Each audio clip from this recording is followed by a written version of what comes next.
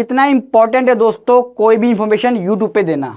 जब बजट आया तो बजट में लिखा गया कि एमएसएमई वालों को बड़ा फ़ायदा मिला है, पेमेंट पर अब खर्चा नहीं मिलेगा कंपनियों को, यानी पेमेंट टाइमली करनी पड़ेगी। लोगों ने वीडियो भी अपलोड कर दी, बड़े बड़े यूट्यूबर्स ने, न्यूज़ चैनल पर आ गया एमएसएमई एमएसएमई एमएसएमई। लेकिन जब फाइनेंस एक्ट के अंदर आया फाइनल तो वहाँ पे बहुत बड़ा चेंजेस कर दिया। उन्होंने बोला एमएसएमई को नहीं, सिर्फ एमएससीज को, यानी कि माइक्रो और स्मॉल एंटरप्राइज को बेनिफिट मिला है। इसलिए कहता हूँ थोड़ा सा वेट करके तरीके से वीडियो बनाए ताकि लोगों को फ़ायदा हो। और मेरा चैनल उसी के लिए है, प्रैक्टिकल इन्फॉर्मेशन, प्रैक्टिकल प्रॉब्लम और प्रैक्टिकल सोल्यूशन सिर्फ आपको यही मिलेंगे। तो वीडियो को आखिर जरूर देखिएगा कि एमएसएमई को कितने सारे बेनिफिट मिले हैं और आपको उससे प्रैक्टिकली फॉलो कैसे करना है। जो कंपनीज हैं जो एमएसएमई को पेमेंट देंगी और जो एमएसएमईज हैं जो पेमेंट लेंगे, उनको किन किन बातों का ध्यान रखना है। पहला पॉइंट, अच्छा किस किस के लिए? इंडिविजुअल्स हो, प्रोप्राइटरशिप, प्राइवेट लिमिटेड, एलएलपी, सभी के लिए है। लोग सोचते हैं एमएसएमई जो होता है सिर्फ प्रोप्राइटरशिप फॉर्म, स्मॉल ऑर्गेनाइजेशन। ऐसा नहीं है, कोई भी आपका फॉर्मेट हो, किसी भी फॉर्मेट के अंदर आप एमएसएमई का रजिस्ट्रेशन ले सकते हैं। आप एमएसएमई की कैटेगरी में आ जाएंगे, सब्जेक्ट टू जो कंडीशन है स्मॉल, माइक्रो, मीडियम की। पहले कुछ इन्फॉर्मेशन दे दूं कि एमएसएमई का जो आया बेनिफिट वो आया क्यों है। एक सेक्शन 15 है एमएसएमई एक्ट का कि अगर 45 दिन के अंदर पेमेंट करनी पड़ती है अगर रिटर्न में एग्रीमेंट होगा, यानी कि एमएसएमई सेक्टर जो है उसको पेमेंट करनी है आपको 45 दिन के अंदर। अगर एग्रीमेंट रिटर्न में नहीं है तो आपको 15 दिन के अंदर पेमेंट करनी है एमएसएमई को। अब आप कहेंगे यार ये तो कोई करता ही नहीं है।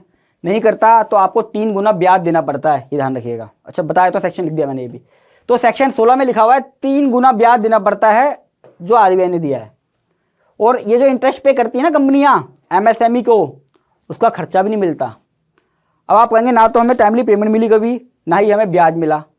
दोस्तों इसमें गलती आपकी है। आप कभी भी इनवॉइस के अंदर ये नहीं लिखते कि मैं एमएसएमई में रजिस्टर्ड हूँ, मेरी कैटेगरी क्या है, ताकि जब ऑडिट हो तो ऑडिट के अंदर वो पॉइंट नोट हो जाए। आप बिल भेज देते हो, बिल में नीचे लिखो ना, उसको एमएसएमई की डिक्लेरेशन दो कि मैं एमएसएमई हूँ, मेरी टाइमली पेमेंट होनी है। आप कभी नहीं करते ये चीज़ और फिर आप कहते हो हमें मिलता ही नहीं है।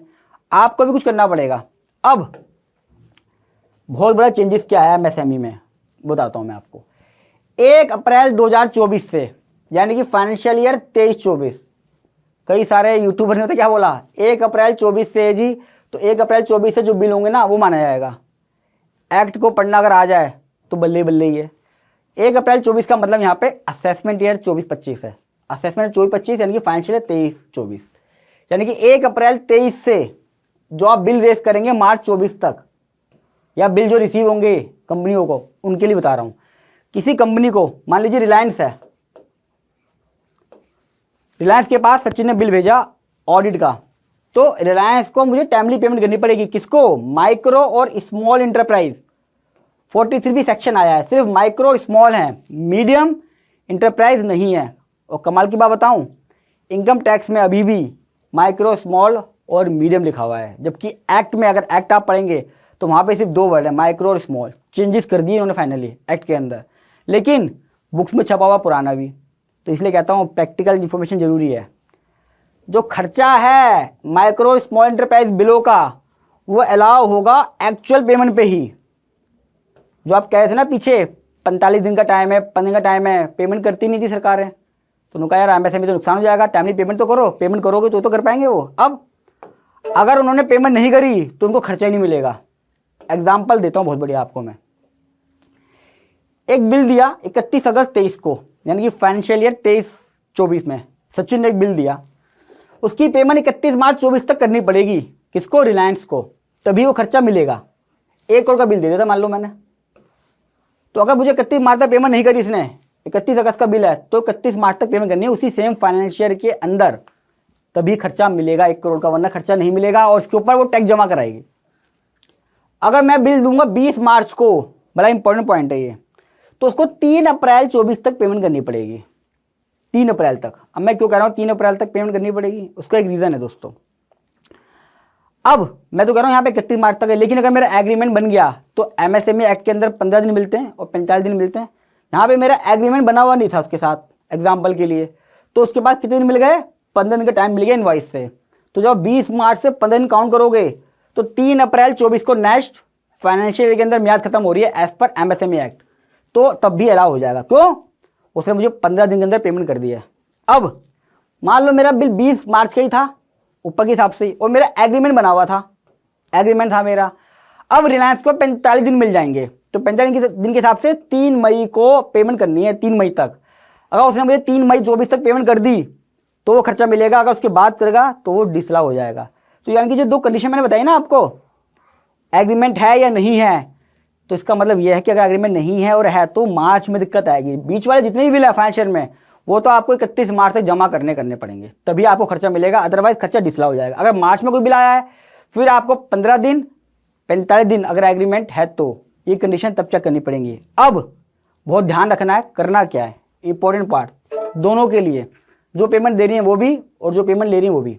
अच्छा एक पॉइंट बताया तो यहाँ पे है कौन, स्मॉल माइक्रो बात तो कर रहा हूँ, कौन होता है स्मॉल माइक्रो, चाहे मैन्युफैक्चरिंग हो सर्विस हो।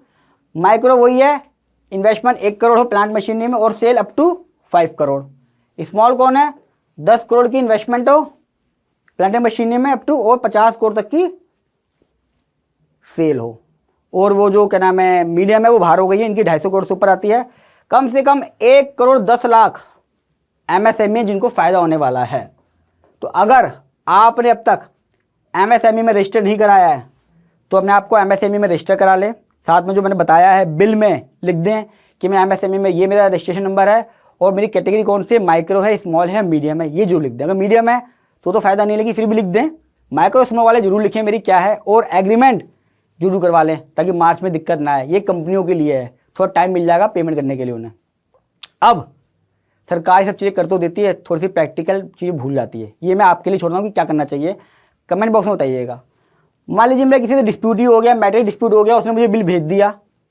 ऐसे तो मैं किसी को बिल भेज दूँ तो क्या होगा, डिस्प्यूट मैटर चल रहा है, होल्ड करनी पड़ेगी पेमेंट, तो क्या होगा उसका। What about if payment is not receive from another MSME. मैं भी एमएसएमई में रजिस्टर्ड हूँ, माइक्रो हूँ, एक और माइक्रो है, माइक्रो वाले ने मुझे बिल दिया, मुझे उसको पेमेंट करनी है टाइमली ताकि मुझे खर्चा मिल जाए, लेकिन मेरे पास पेमेंट ही नहीं आई है। मैं माइक्रो हूँ तो क्या करूँगा उस केस में यार, डिफिकल्टी मेरे लिए भी हो गई। तो why not before filing due date of ITR।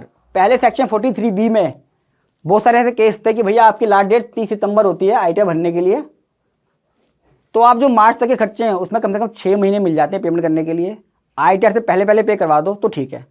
मुझे लगता है ज़्यादा कुछ हार्श कर दिया एकदम ही कि मार्च तक पेमेंट करो सेम फाइनेंशियल के अंदर, वो थोड़ी दिक्कत है। 5-6 महीने का टाइम मिलना चाहिए। GST में भी है कि 180 दिन के अंदर पेमेंट हो जाए, अदरवाइज GST इनपुट रिवर्स हो जाता है, लेकिन यहाँ पे ऐसा नहीं करा। मैं चाहता हूँ सरकार से कि कम से कम ड्यू डेट से पहले, ITR फाइलिंग की ड्यू डेट से पहले या ITR जब फाइल कर रहे हो उससे पहले अगर पेमेंट हो जाती है तो खर्चा मिल जाए, ताकि सबको टाइम मिल जाए, माइक्रो वालों को माइक्रो से, सबसे जो भी छोटे ऑर्गेनाइजेशन है सबका फ़ायदा हो जाए इसके अंदर। MSME को क्या क्या बेनिफिट मिलेंगे दोस्तों, पूरी सीरीज मैंने बना रखी है, लोन से लेने से लेके PMGP लोन, क्या क्या डॉक्यूमेंट बनाने हैं, और आज की वीडियो प्रैक्टिकल बनाई है। आपके क्या सुझाव है, कुछ कमेंट्स हैं अगर आप मुझे बता सकते हैं वीडियो कैसे लगी। साथ में फर्स्ट टाइम आ रहे हैं मेरे चैनल को सब्सक्राइब कर लीजिएगा, क्योंकि बजट के ऊपर प्रैक्टिकल वीडियो किस तरह इंप्लीमेंट करना है अपनी पर्सनल लाइफ में और बिजनेस के अंदर सिर्फ आपको इसी चैनल में मिलेंगी। और दोस्तों जितना हो सके इसे अपने सर्कल पे शेयर कर दीजिएगा, क्योंकि ज़्यादातर वीडियो जो बनी हुई हैं वो सभी के लिए बनी हुई है, यानी कि माइक्रो, स्मॉल और मीडियम तीनों कैटेगरी को लिखा हुआ है। इवन इनकम टैक्स के अंदर भी अभी यही लिखा हुआ है सेम, उन्होंने चेंजेस नहीं करे। तो लोगों में कन्फ्यूज़न है, एटलीस्ट वीडियो देख के वही समझ जाएंगे कि सिर्फ 2 कैटेगरी में मिला हुआ है, स्मॉल और माइक्रो के लिए। तो जितना हो सके इसको शेयर कर दीजिएगा, और जल्द मिलूंगा बजट के ऊपर इस तरह की प्रैक्टिकल वीडियो लेके। तब तक के लिए नमस्कार।